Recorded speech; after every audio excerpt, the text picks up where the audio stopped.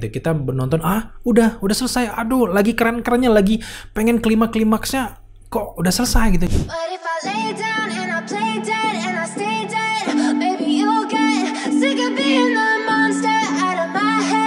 Hey guys, welcome to Daily Screen. Dan yap, kita baru saja pulang dari bioskop, baru selesai menyaksikan film Spider-Man Across the Spider-Verse, film kedua dari film Into the Spider-Verse kemarin yang sukses besar gitu, Oscar, kemudian penghargaan film menang di mana-mana karena memang konsep dari film ini beda banget dan Sony sangat jenius membuat film seperti ini gitu ya, daripada lagi-lagi buat versi live action Spider-Man yang mungkin agak memakan budget lebih besar gitu ya, tapi nggak bisa memasukkan semua Spider-Man, tapi berbeda dengan konsep animasi, mereka bisa memasukkan semua Spider-Man, dan itu terjadi di Across the Spider-Verse di mana ada 280-an lebih karakter Spider-Man yang pernah hadir di game, komik, dimanapun itu, di mainan, Lego, semuanya masuk di film ini. Bayangno gitu ya. Di satu film kalian akan melihat 200-an lebih karakter Spider-Man, tapi dengan konsep cerita yang masih sangat bisa diikuti. Jujur, sebelum perilisan dari Spider-Man Across the Spider-Verse ini, gue agak sedikit pesimis karena ini adalah salah satu film Spider-Man favorit gue gitu ya. Pesimisnya adalah karena kesuksesan besar dari Into the Spider-Verse sebelumnya yang menang di mana-mana, keren gitu ya. Karena gue banyak sekali film-film di luar sana yang terjebak dengan alur ataupun pedoman dari film pertama, dia belum bisa lepas dari ciri khas itu yang mengakibatkan film kedua tidak lebih baik daripada film pertamanya. Tapi setelah gue menyaksikan Across the Spider-Verse, gila. Ini kualitasnya jauh banget guys. Ini adalah kemajuan yang luar biasa. Dan kalau Into the Spider-Verse sukses besar, ternyata gue bisa bilang bahwa ini dari segi kualitas, kita nggak tahu segi penjualan gitu ya. Karena itu timing dan juga mungkin ya seberapa besar minat orang nonton bioskop di era sekarang gitu ya.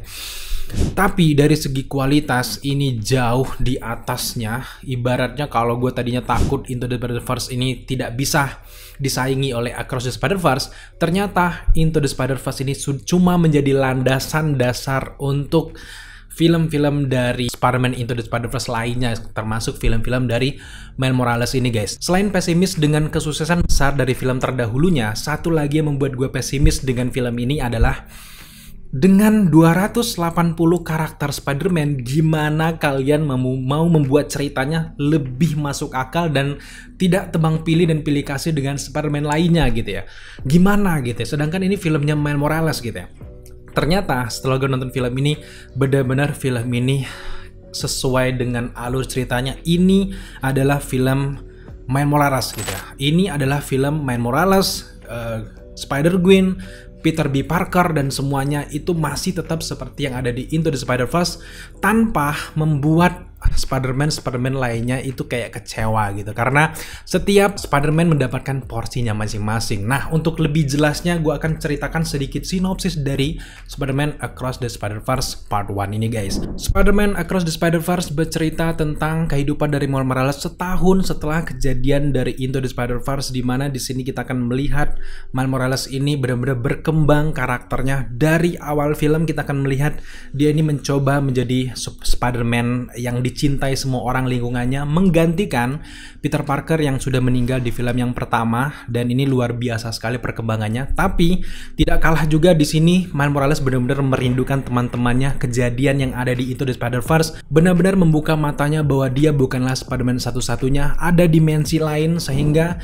di sini kita diperlihatkan bagaimana Miles Morales ini mencoba untuk masuk ke universitas yang bisa untuk memecahkan teka-teki dimensi lain, sehingga dari SMA saja dia ini udah bercita-cita pengen menembus dimensi lain karena dia ingin bertemu dengan teman-temannya, terutama dengan Spider-Gwen gitu ya. Nah, ngomongin soal Spider-Gwen, di awal-awal bener film kita akan diikuti dengan dubbing dari Hailee Steinfeld yang menceritakan kehidupan dari Spider-Gwen di awal-awal. Di sini kita akan melihat flashback cerita-cerita yang dari Into the Spider-Verse. Jadi kalian gak usah bingung yang belum nonton Into the Spider-Verse, kalian akan dijelaskan dengan sangat gamblang dari awal film. Sekaligus juga kita akan melihat bagaimana kehidupan dari universe Spider-Gwen yang juga sangat ditunggu-tunggu oleh pencinta dari Spider-Man.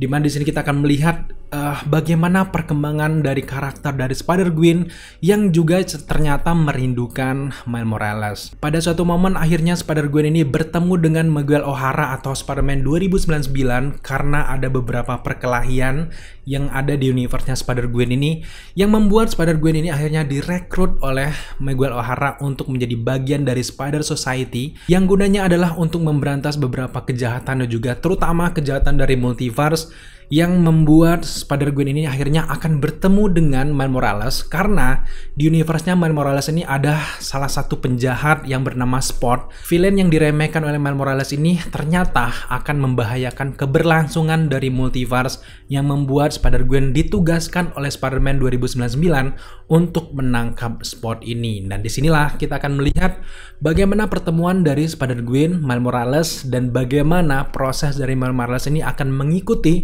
Spider-Gwen untuk masuk ke multiverse secara diam-diam dan bertemu dengan Spider Society, dan Miles Morales akan melihat lebih banyak lagi Spider-Man di film ini. So, setelah menyaksikan film ini, dari segi alur ceritanya gue sangat suka.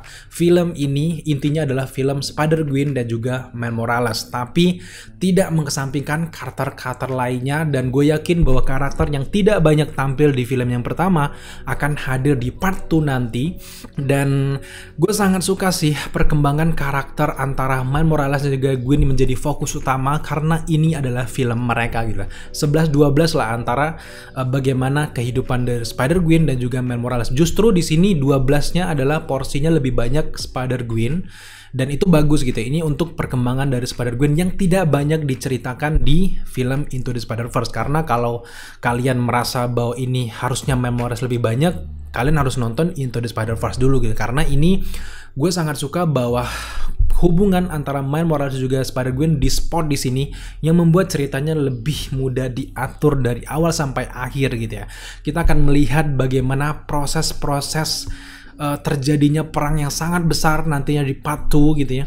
Dan gue sangat suka di sini nggak keluar jalur. Seperti yang gue udah bahas di awal film bahwa dengan 280 karakter Spider-Man yang bikin pusing itu ternyata sutradara dari film ini yaitu Joaquin Dos Santos, Kim Power, Justin K. Thompson benar-benar membuat ceritanya sangat mudah dimengerti bahkan untuk orang-orang yang tidak mengikuti Into the Spider-Verse. Tidak lupa juga gue angkat topi dengan penulis cerita dari film ini yaitu Phil Lord, Chris Miller dan juga David Callahan. Di sini benar-benar mereka bisa membuat cerita sekeren itu gitu guys. Karena kalau dibilang ringan, film ini nggak seringan itu. Tapi untuk teman-teman yang mungkin umurnya di bawah umur gitu ya, nonton film ini masih sangat bisa mengerti gitu ya. Karena dari awal film ini akan melihat bagaimana perkembangan karakter dari Miles Morales sebagai Spider-Man, pendewasaan karakternya. Setiap karakter benar-benar berkembang dengan sangat baik.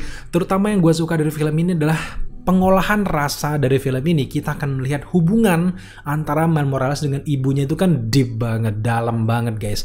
Karena Spider-Man ya kayak gini, film Spider-Man ya memang kayak gini. Ini tentang hubungan dia dengan keluarga, teman-temannya, dan bagaimana dia kehidupan di balik topengnya itu yang harus diekspos sebenarnya. Dan itu terjadi di film Across the Spider-Verse ini, dan ini gue puas banget. Termasuk bukan hanya hubungan Miles Morales dengan keluarganya aja, Spider-Gwen dengan orang tuanya itu juga benar-benar nggak kalah sedihnya dan juga nggak kalah membuat kita berlinang di sini. Banyak sekali para pencinta dari Spider-Man di luar sana gue yakin yang menangis dengan hubungan ini. Dan gue sangat suka sih dengan development karakter ini karena di Into the Spider-Verse kita tahu pengorbanan dari Miles Morales di mana pamannya si Prowler itu kan udah meninggal gitu ya. Tapi di sini mereka benar-benar bisa membuat ceritanya lebih sedih lagi. Tidak ada yang meninggal di film ini, tapi hubungan kayak deep talk dan juga bagaimana hubungan keluarga Miles Morales, Spider-Gwen, bahkan Peter B. Parker pun yang udah punya anak si Mayday itu juga diekspos dengan sangat baik. Dan untuk olahan rasa, tapi untuk dari segi action pun tidak kalah kerennya di film ini, meskipun satu-satunya kekurangan dari film ini menurut gue adalah karena film ini berakhir gitu ya. Itu kekurangannya. Gue pengen nonton lanjut gitu, karena dengan durasi 2 jam 20 menit gue masih sanggup nonton sampai 3 jam karena saking kerennya gitu ya. Nggak ada kekurangan, nggak ada celah. Nah, sekarang soal celah, kita berbicara soal sinematografi dan juga gaya animasi ini. Bener-bener nggak ada celah, men. Gue mau ngomenin apa, sinematografi dan sebagainya.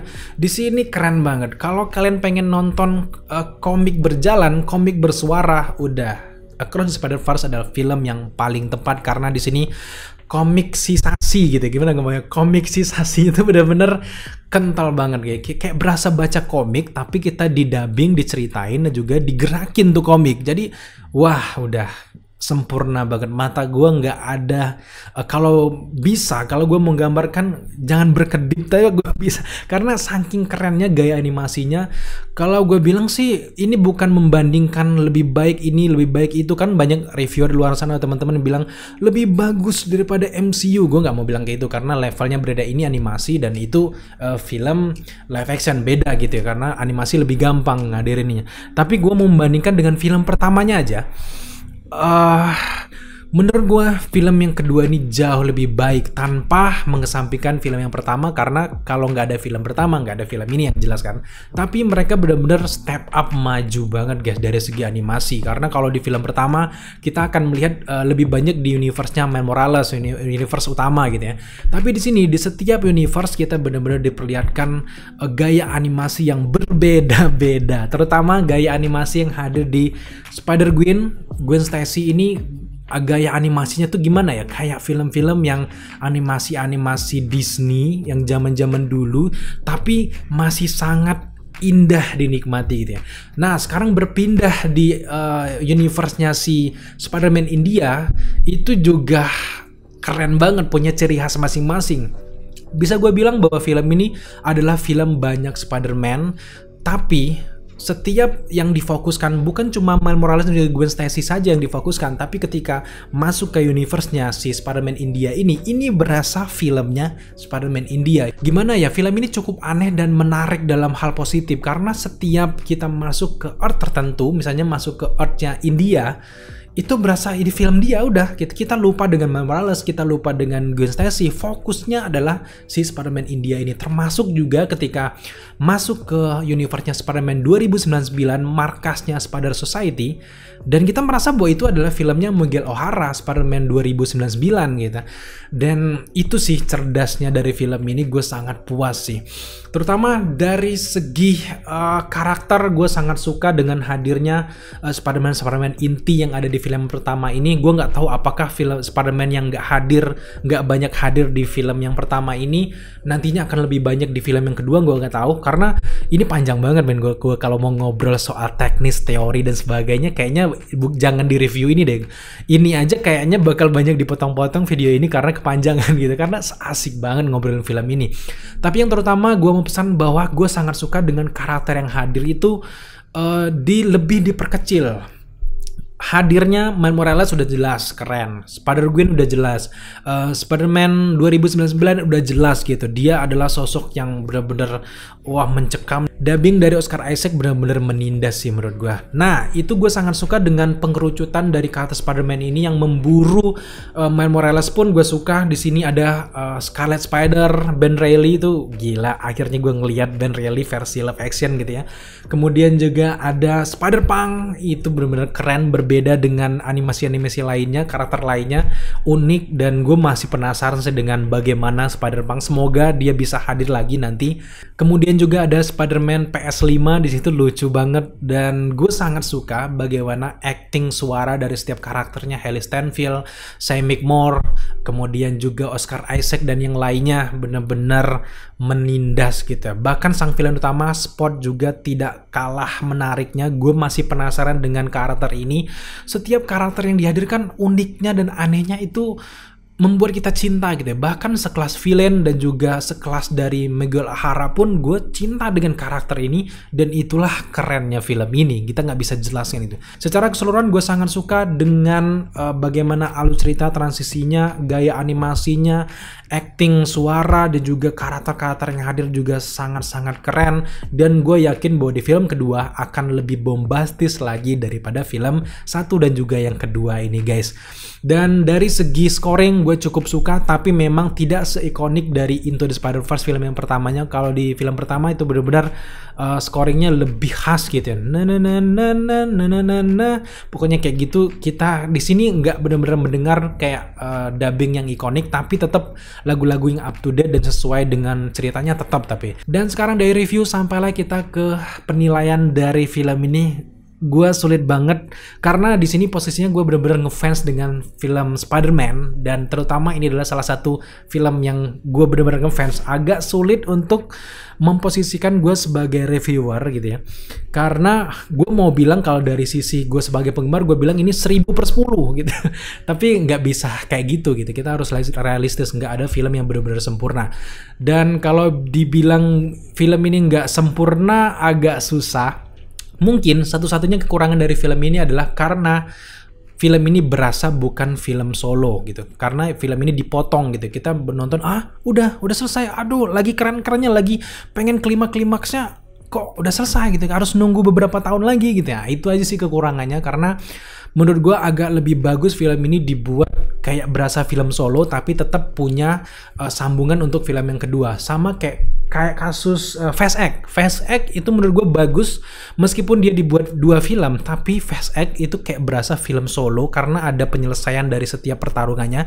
Nah, untuk di Across the Spider-Verse enggak. Dia ini kayak berasa benar-benar dipotong gitu ya, karena detik-detik yang ngelawan sang villain utama, ngelawan Spider-Man 2099 itu akan berlanjut nanti di film yang kedua. Jadi berasa kepotong aja. Alangkah baiknya mungkin terjadi perkelahian mati-matian dulu di film pertama ini, baru nanti tiba-tiba datang benar-benar salah satu sosok yang harus dikalahkan di film yang kedua. Kayaknya menurut gue lebih baik ceritanya kayak gitu deh guys ya. Tapi secara keseluruhan overall film ini perfect, dan ini salah satu sequel dari Spider-Man terbaik yang pernah hadir di dunia ini menurut gue.